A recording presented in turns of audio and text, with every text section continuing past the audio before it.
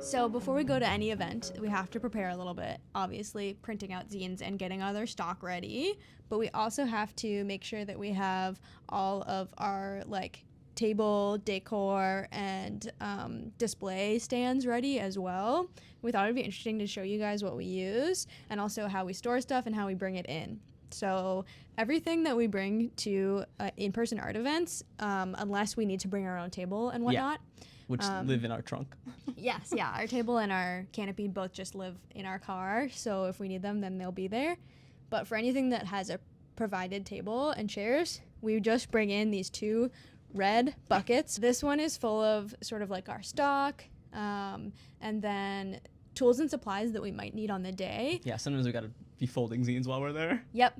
Almost always. Yep. There's something to be done after we get our table set up. There's something that we have put off. And then this one is full of sort of like table decor and stands and different things that we can put our zines in to make them look nice on the table. Yeah. In addition to the 2 buckets, we also bring a couple larger pieces to attach our work to. So we have these 2 metal things, which prop up.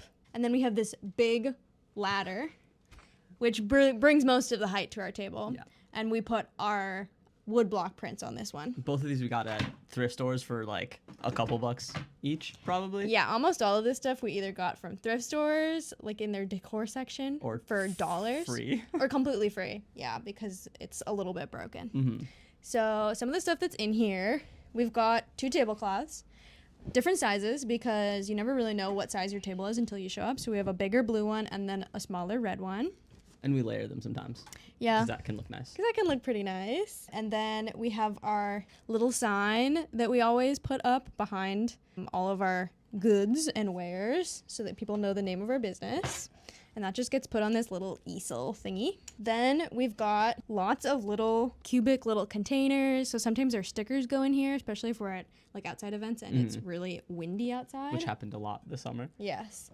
And we've got just these kind of like little office things. Like this is supposed to be for like organizing paper in your office. We put our mini zines in there as a way to stand them up. Same with this. Also just like an acrylic office supply thing. I think it's supposed to be for like pens and notes.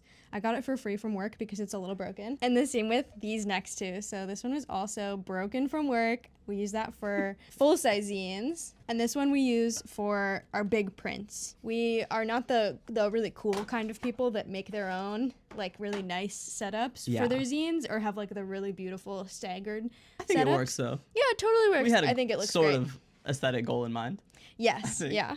It's just a little more. It's all covered by zines too and like our signs. So you can't ever really see any of the plastic. Or any of the broken pieces. So it's not like that it's not that big of a deal. To the eye. And I'd rather reuse it than end up going and buying like brand new plastic display which we cases. did think about. We don't need to do I've that. been to the Container Store. It's the stupid Container expensive. Store sucks ass. It's all so cheap too. Ugh.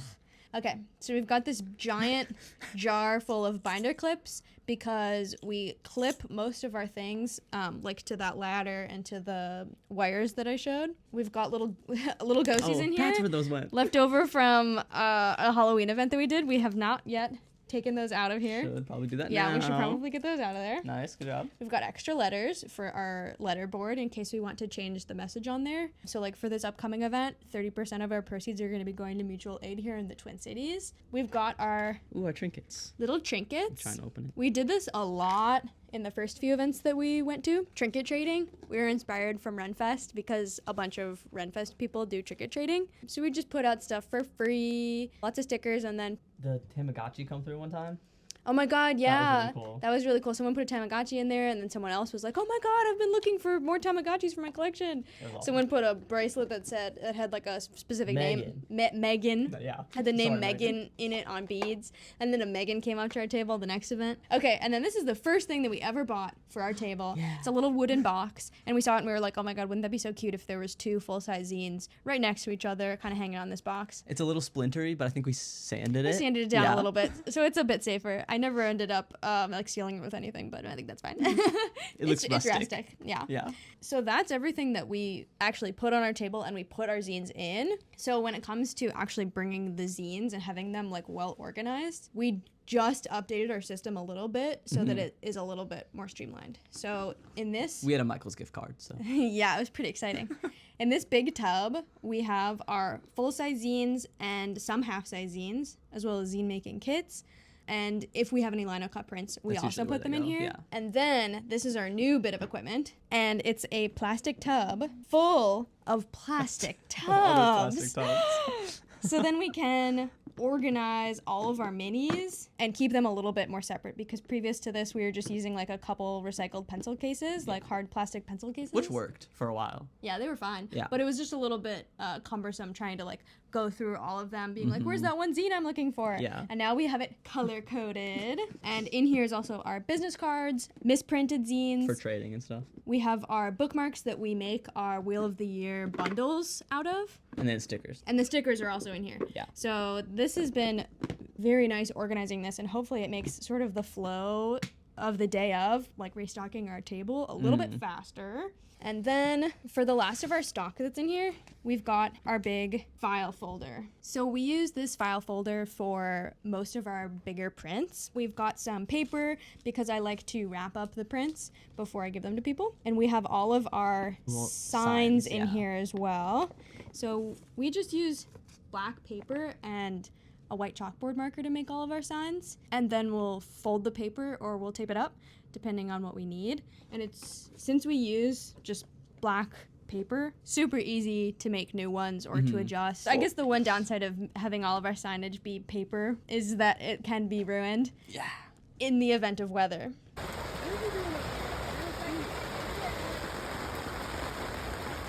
And then we also have to bring tools with us, because as we were saying, chances are we forgot to do something, or there's like a stack of zines that I have yet to fold, or sometimes it's just nice to have stuff to do too. So like Yeah, we'll purposely bring We don't extra have- zines to fold. we don't have all the signs that we need, so I'm gonna make some quick. So this is our little bucket full of tools.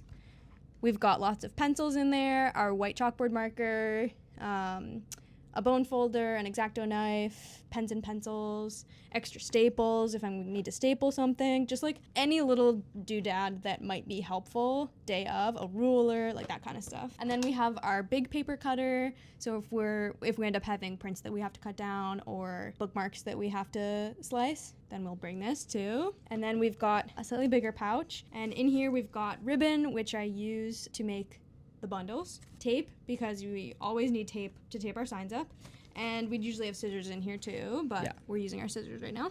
Oh, we just have like a smaller pencil case where we keep all of our cash too. We usually try and bring like $50 in cash. Just for change, And especially for zine events. And we keep that in like the backpack that we bring with like our snacks and stuff. Just so that if it's in here, it doesn't get misplaced somewhere while we're lugging things up and downstairs. And that's one of the big reasons that we try to keep our stuff so contained, and we don't like bringing like a lot. One, because we really don't have the product to fill out, like we don't sell t-shirts or anything like that, so we don't have to bring string or mannequins or anything like that. Right. But also some of these events you have to walk like several blocks, over a couple streets, park downstairs, Unless you want to pay like $30 for parking. Yeah. So we like to have everything as contained as possible. Sometimes we can get it in one trip, even if we're feeling strong. Yeah. So that's everything that we're going to be bringing to Twin Cities Zine Fest. And hopefully it all goes well. I'm sure you'll see footage of our setup on the day. Scattered trees offer little shade, and the land lies too flat to capture the attention of a lake. The mosquitoes hang like clouds over high grasses.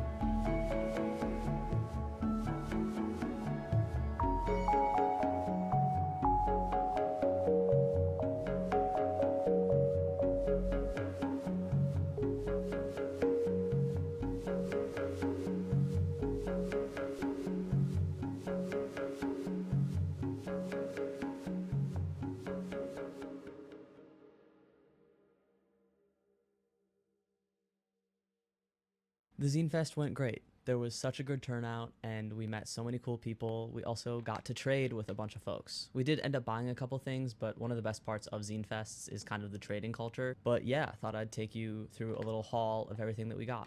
A lot of bigger Zine Fests have programs like these to help you kind of find your way around, and also list the times for workshops and panels, which are often organized for events like these, which is really fun. We were table number 2. That's us right there. All right, here's a little spread of all the business cards we got, which is actually pretty small compared to other events that we've gone to. I've been trying to rein it in because, well, one second, I'll show you. This is our box full of business cards that we've gotten from events over this past year. I have no idea what to do with all of them.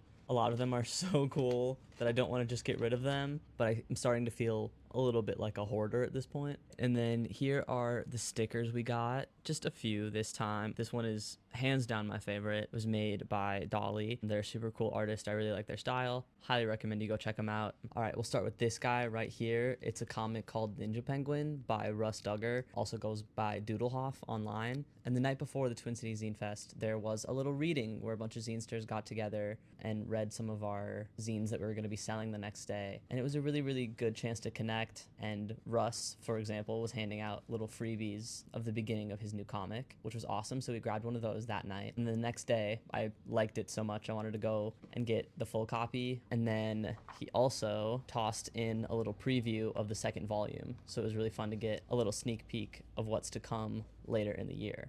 All right, and then here are some of the mini zines we got. We got a few larger ones over here that I'll go through in a second, but I wanted to be able to show off all the minis. A couple of my favorites, they're all good, but this one is just so beautiful. The colors are stunning.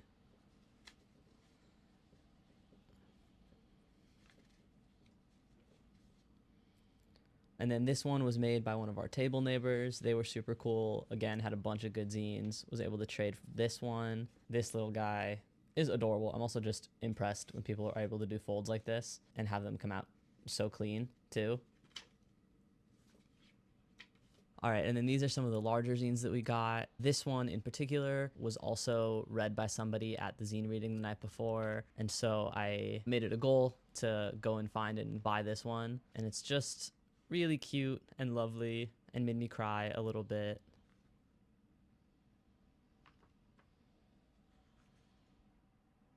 And then this one is also super cool. It's got instructions on how to fold it into a paper boat, which I don't know if I want to do because it's so pretty. And there's also just a bunch of beautiful writing on the inside. Also cried when I read this one, so absolutely had to get it. I think I was able to actually trade for this one too, which was super lovely.